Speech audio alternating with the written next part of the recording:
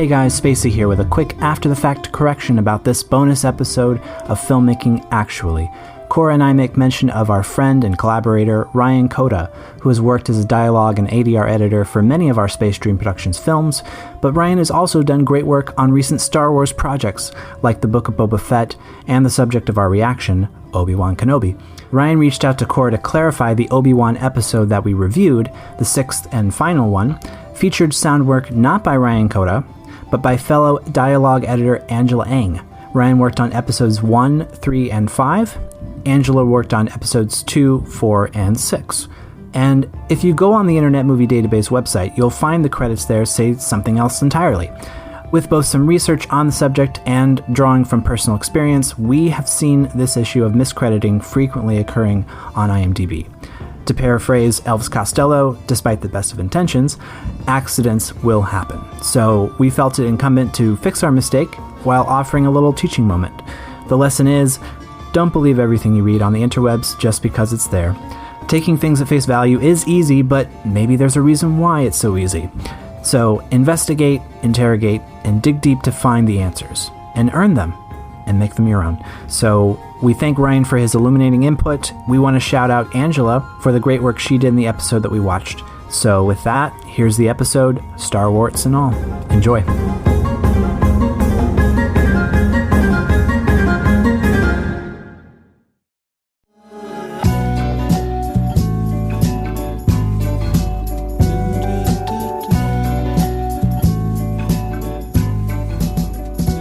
Hi, welcome to my podcast, Filmmaking Actually. Ta-da! You ruined the surprise.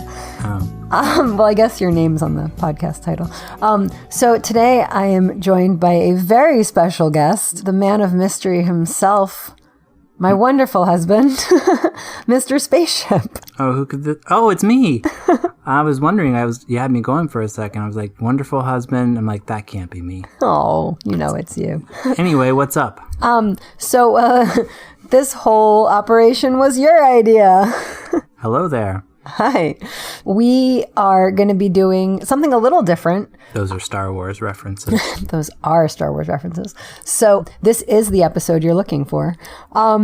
We are going to do something a little different. I tend to not do like reaction videos or like critique other people's work because that's kind of not my thing specifically as a filmmaker. But there's a big buzz going around a certain Disney Plus show right now. And I believe you're referring to Ooby Dooby Shooby Kenobi.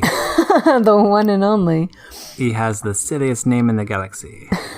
That's a reference to Thumb Wars from over 20 years ago, but then so many Star Wars things are from over 20 years ago, except for this show, which is happening right now in 2022. Yes, and you had the potentially bright idea. We'll see how this goes.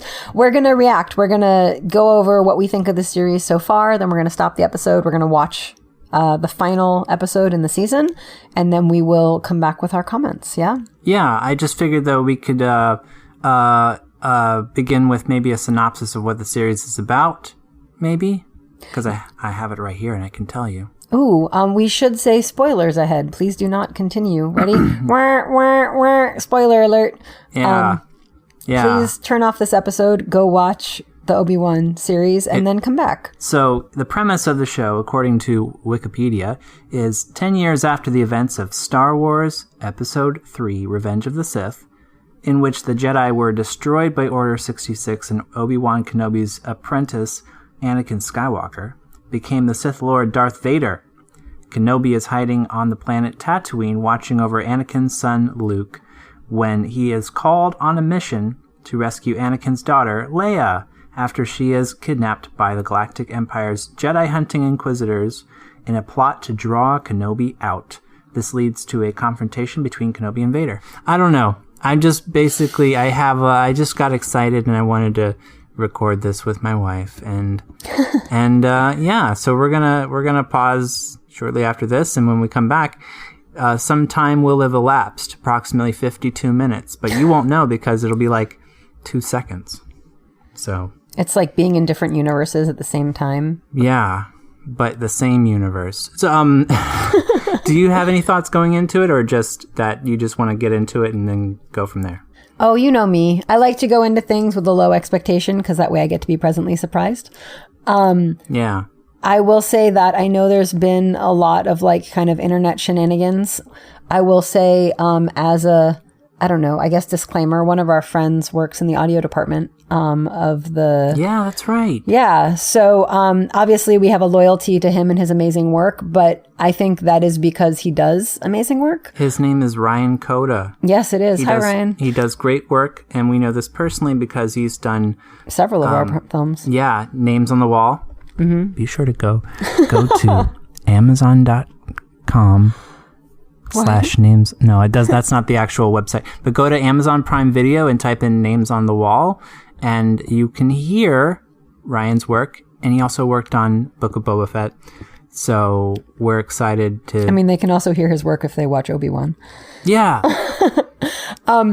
I think that so far the episodes have been fun and entertaining. I definitely was curious about some of the casting choices, but as the episodes progressed and I saw some kind of variety in the performance, it makes me more question, because I am a filmmaker, I always wonder about the directing choices that were made and the direction that was given to the actors, but also the editing, because you can totally change an actor's performance by the way it gets edited. True. And I definitely noticed in some of the later episodes, actors that maybe I wasn't super impressed with, I realized why they got cast, because they're incredibly talented, very strong actors. And yeah, I'm excited to watch the last episode. How about you? Same. It's all of that. It's funny because people are trying to compare it to the films or other things like that. And I just think people need to take a thing on its own merits, but then again, it is Star Wars. So people are going to have opinions, and that's okay. But I mean, we're here with opinions. Well, yeah, but I think it's generally been great so far, and I just hope it ends even greater to make the whole thing good. Words. Gooder. More gooder. Yeah, with that, I guess we'll see you soon. We're going to bounce off of here and bounce right back. Boingy, boingy, boingy, boingy. That's an Animaniacs reference. Sorry, wrong franchise. Poltsy, poltsy, poltsy. So take a bathroom break if you need to. We're professionals. We are. And we'll see you in a bit. Okay, that's it. No, I'm just kidding. Not bye. All right, we'll see you in a minute. Okay. And we're back. The Empire Strikes. I mean, we're back. Return of the us. The podcast. What'd you think about that, Koura? Well, that was pretty good. Ding, dang, dong. Excellent. Yeah, definitely. I can't believe movies, check the body. You gotta check the body. But so the movie can happen. That's why we... I mean, you should get all the way off my back about that. That's a reference to pitch meetings and Ryan George, of course. Yes, and, Screen Rant. And, hey, shut up. And then you just move on to the next thing. So I forgot about one thing when I mentioned the thing about the editing earlier. There is currently a big old backlog in the editing world of major post-production house pipelines. There's currently far more post-production work than there is post-production people trained on the types of software that gets used at that level to do it. So some of when I mentioned like it could be an editing choice, I should also contextualize that the fact that this show is even being made at all and getting through, obviously Disney has its own pipeline and has its own people and all that, but they also have a ton of content that they're currently putting out. And anyone doing anything especially heavily VFX laden right now, there is a massive dearth of resources to do that work currently. Darth Vader. Oh my gosh. So if you are a post-production person who is trained in software like Nuke, there's lots of work for you right now. And if you are a producer trying to get something through that pipeline, you may end up with a couple corners cut because people are rushing and trying to get stuff done. So I think that's important to keep in mind. I could be totally wrong, but that's my complete speculation. I hate people who do these like response things and they speak with this air of authority like they know. Sorry. But I think it's important to contextualize opinions as such. So here I am. But that said, I thought there was a lot of moments of it that were really spectacular. Huge, massive shout out to Ryan for the dialogue mixing. That whole Darth Vader Anakin voice overlapping. Absolutely epic. I love when filmmakers use more tools than just camera placement, lens flare. Obviously, the production design is going to be over the top. It's Star Wars. But when there's elements like sound, the way vocal distortions are mixed in and music and all of those pieces combine to tell the story, it just made that scene so much more powerful. So I thought that was pretty awesome. And overall, yeah, I thought it was really, really satisfying to watch. And I will also add that I know there's like all this internet hate for the first 3 episodes of Star Wars, but oh, you mean the prequels? The prequels, the yeah. prequel films. I don't like sand. Those ones. Because people want their bad guys to be bad, you know, like they want villains. And I feel like this episode, like people ask questions like, how could Darth Vader stand right in front of Leia and not realize that she's his daughter? Like, have you met Anakin? He's so convolutedly caught in his own head, he's not going to notice anything. I feel like some of the things that people hate about the prequels or about Darth Vader's story or whatever, even about this show, is just the authenticity of humanity. And I could go on and on and on and on and on about that. But seeing, you know, Ben's reaction and how he kind of came back as Obi-Wan, and Anakin kind of really acknowledging that he's not Anakin anymore. He is Darth Vader. He has killed that piece of him. And even like Reva's whole arc and the fact that she was going to kill Luke because she realizes that he's Darth Vader's son and she's trying to get back at Anakin for killing the younglings. Like, anger, I never understand why people expect angry people to be logical. Anger messes you up. Like, it removes logic from your brain. And when you're angry, when you're hurt, when you're lashing out like that, you don't do things logically. That's just not how people work mentally. So I feel like the authenticity of this was pretty accurate. It felt very human. I appreciated the story choices, and I'm talking a lot now. So what do you think? Well, I was just going to mention this real quick as a bit of a preamble. We got married in 2015. Oh, yeah. And what that heralded in, you know, by virtue of us getting married, then Disney decided to start putting out Star Wars films and TV shows every year since we've been married. So, thanks, Disney. So we were married in May of 2015, and then in December we had, of course, The Force Awakens, and then the next year we had Rogue One, a Star Wars story, and then the next year we had The Last Jedi, and The Rise of Skywalker, and The Mandalorian, you know, season 1, and so on and so forth. Everything, like, obviously it's connected to us, and our presence made it happen.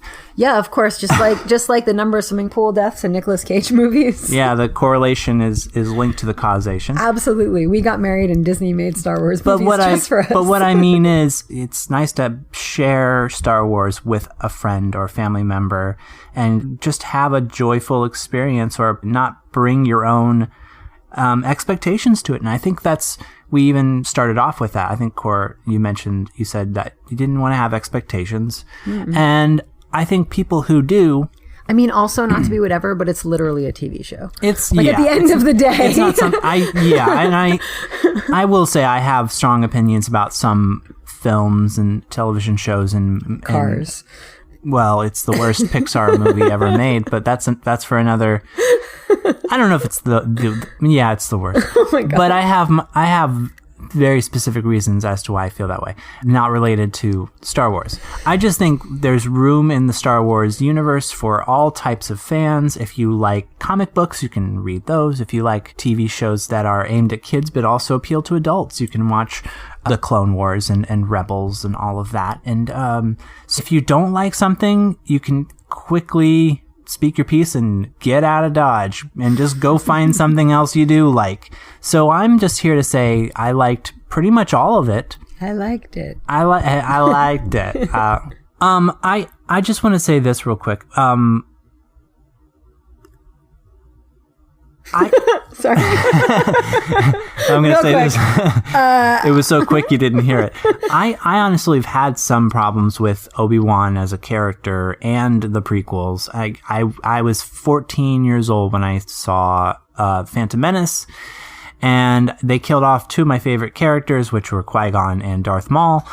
And, and then I didn't even watch episodes 2 and 3 until years later. And I had issues with them in terms of, from the technical standpoint, and some of the acting was a little over the top and the writing was a little, but now I loved. Well, that's the thing. Loved the first. And I think I've come to appreciate them through another person's point of view. Like I watched them with Koura, like we geared up and rewatched the film anytime we were seeing a new Star Wars film or piece of content. We would bone up on the previous entries, and it gave me a new appreciation for it. But I was always sort of tripping up over the technical limitations and things I didn't like and things I got hung up on. And, at the end of the day, Cora's right. It's just movies. It's just TV. It's just a show. And if you don't like it, save your breath. Go find something you do like and talk about that. But I'm saying all that to say, that this series gave me a whole new appreciation for Hayden Christensen and Ewan McGregor in these roles, and obviously they brought back the actors who played Uncle Owen and Aunt Beru and Joel Egerton. I forget how it's pronounced, and Bonnie Peace, and it's cool, and also and Jimmy Smits as dude who's dad.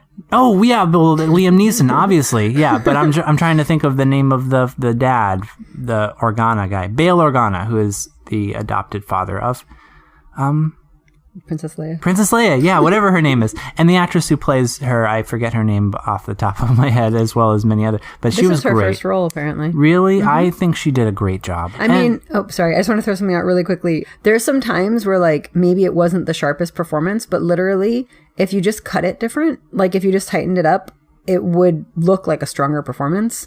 So I know from working with kids, it's hard to work with kids on set, and it's hard to get like that performance absolutely perfect. And sometimes you need to cut around. I mean, we've done it before where we've taken performances and changed the entire performance in post when we redid an edit. And that's not true just for kids, but for adults too. Yeah.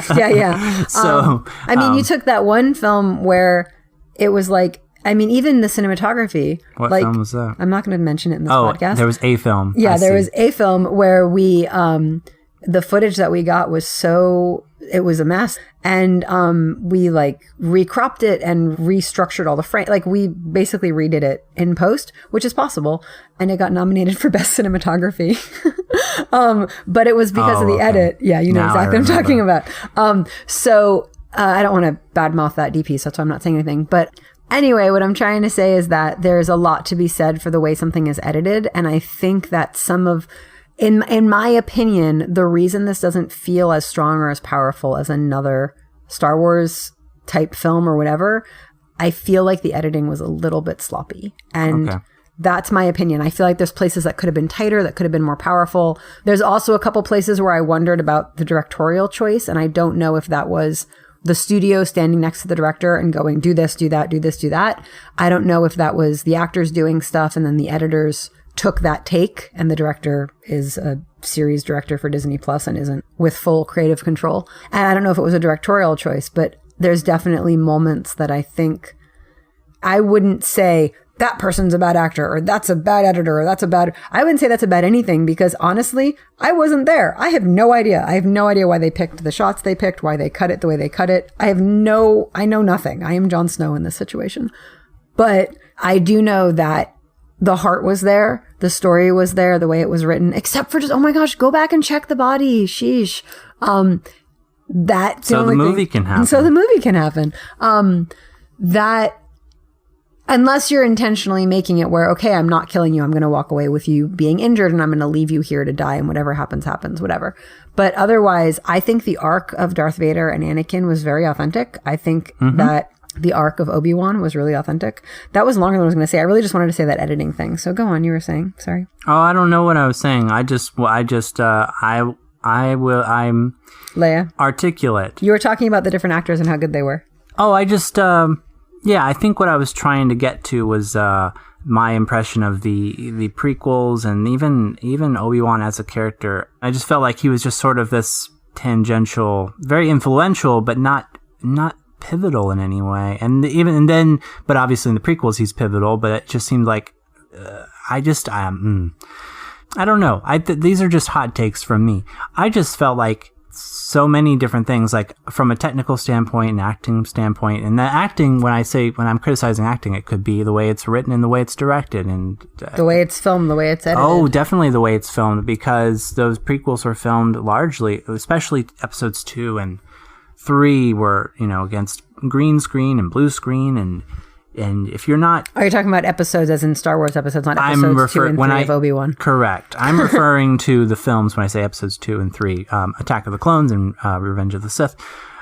When you don't have an environment that reflects the actual space you're in, it can mess with your head, I imagine. And the performances can be stilted. And so many films that come out where they're largely filmed on a green screen and blue screen and all this, and it's composited later. This is about Obi-Wan.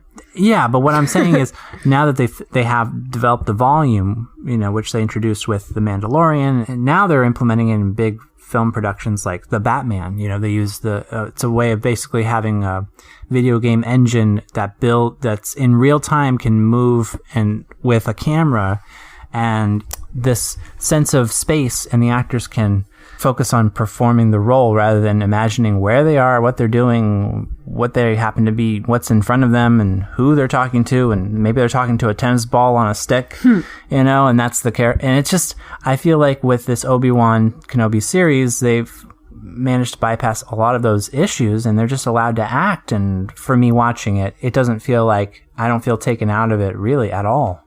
And some people might say, well, you can tell it's filmed in the volume, and it's like, who cares? I don't care. I just really enjoy it, and I thought it was wonderful, and I'll give it a thumbs up.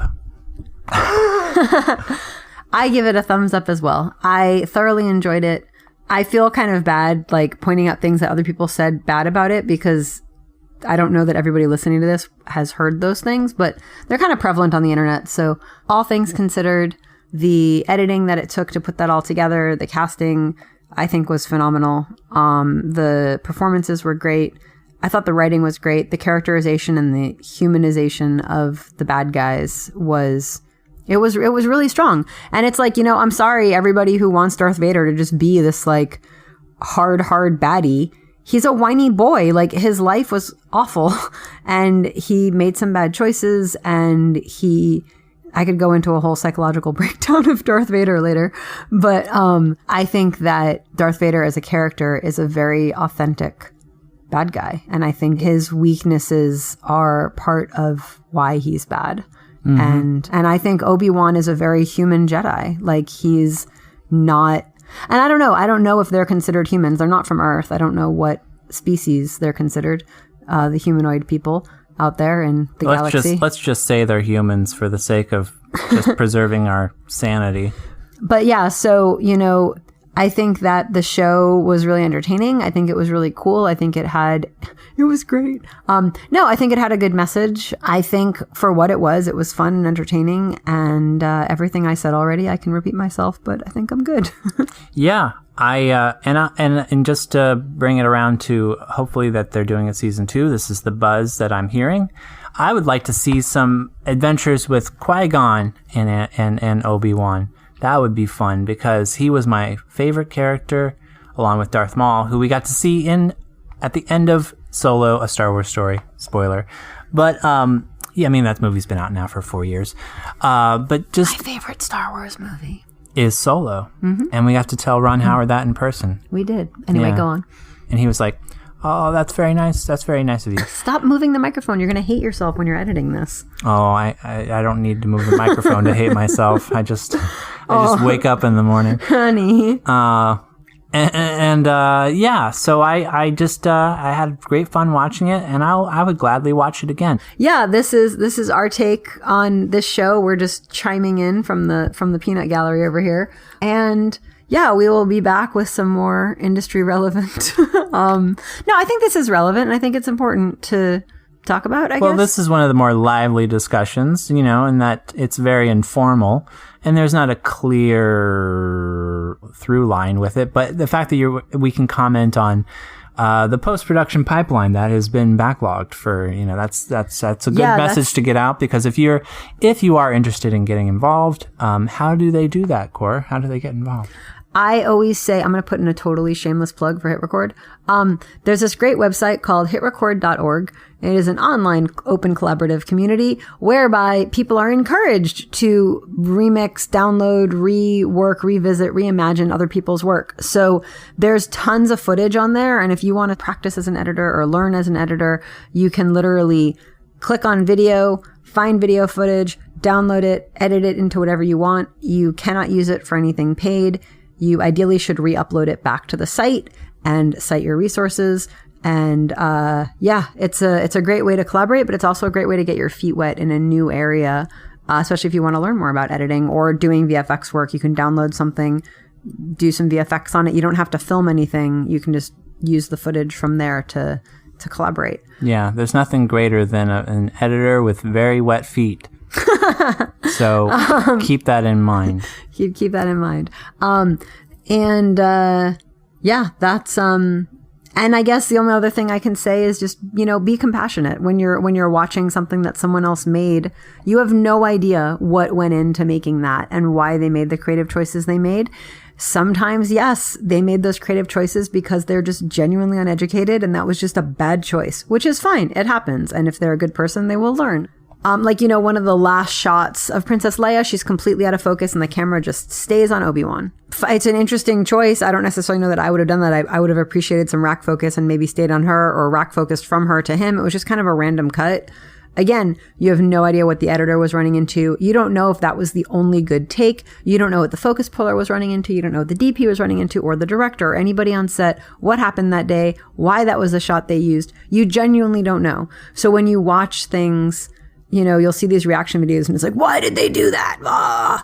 You don't know why they did that. So all I can say is have a little compassion. I was going to say I thought they wanted to focus on the ship in the background. Yeah, but they could have rack focused from her to him and it would have been a little bit more aesthetically pleasing. I did notice that. Right?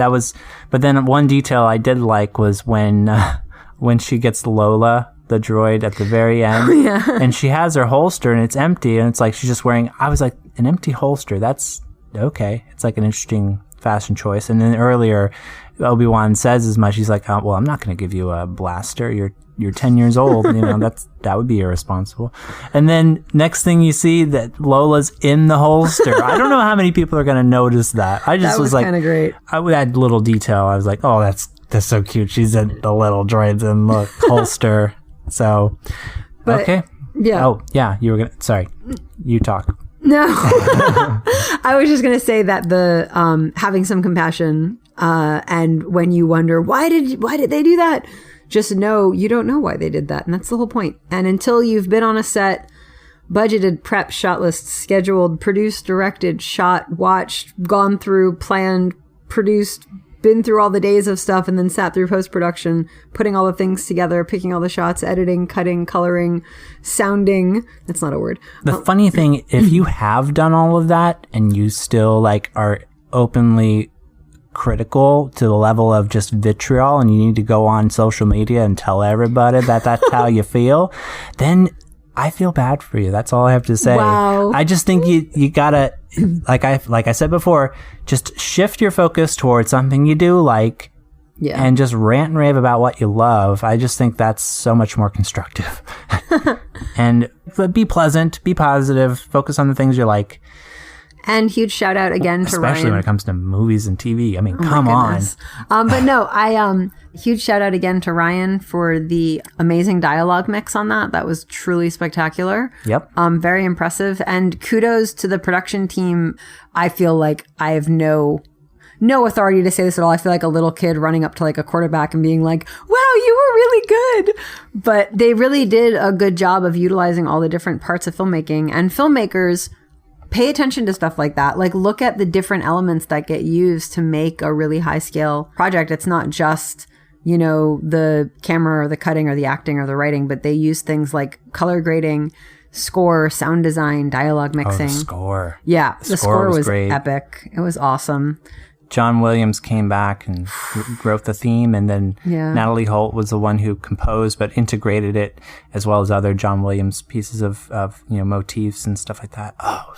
Yeah, it was pretty awesome. Yeah. So filmmakers, pay attention. There's a lot to learn out there. A lot to learn. And on a positive note. So, thanks for joining me on my podcast, honey. Thank you. And can I talk up the Patreon? Oh, yeah, sure. For as little as $1.99 a month, you can be a part of the Space Dream Productions community. And that gives you access to panels and Q&As and workshops and all sorts of fun, exclusive bits of content.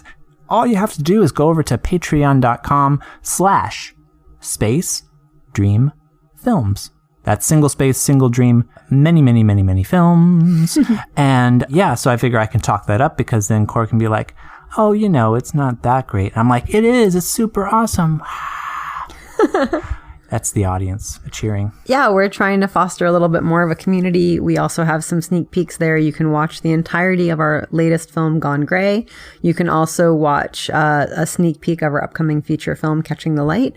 You can also join us on Monday, June 27th. There is going to be a panel for writers, and we're going to have some awesome people joining us. It'll be a live virtual panel where people can submit log lines to get reviewed by the panel, and the panel is going to talk about making films and writing and story and all that stuff. And then the panel will be recorded and posted on Patreon, so that even if you're not available to come to the event, you can still watch it. We will be sharing a section of the panel here on the podcast. The podcast will always be free. But a place for you to join and support and help us keep doing stuff like this podcast. I have a log line for you. It involves space wizards in outer space with laser swords. Think it'll go anywhere? I think they already made that one a couple years ago. Oh, I thought it was completely original to me. Okay, that's all I have to say. Thanks for joining us, and okay, that's it. Bye. You've been listening to... No, wait, I do that later. Here we go. You've been listening to Filmmaking Actually with Koura Linda, Space Dream Productions podcast. Subscribe to us on any or all the podcast platforms, but we especially recommend our sponsor, Anchor. If you like what you hear, leave us 5-star ratings and positive reviews on iTunes and Stitcher. It helps more listeners like you discover the show. But the best thing you can do if you really like the show is tell a friend. Want to leave a comment or ask a question? Email at filmmakingactually@gmail.com. This is Spacey speaking. Do you not get it, people? His name was Windu, and he went out a window, huh? That joke was hilarious, and you all liked it. And we'll see you next time.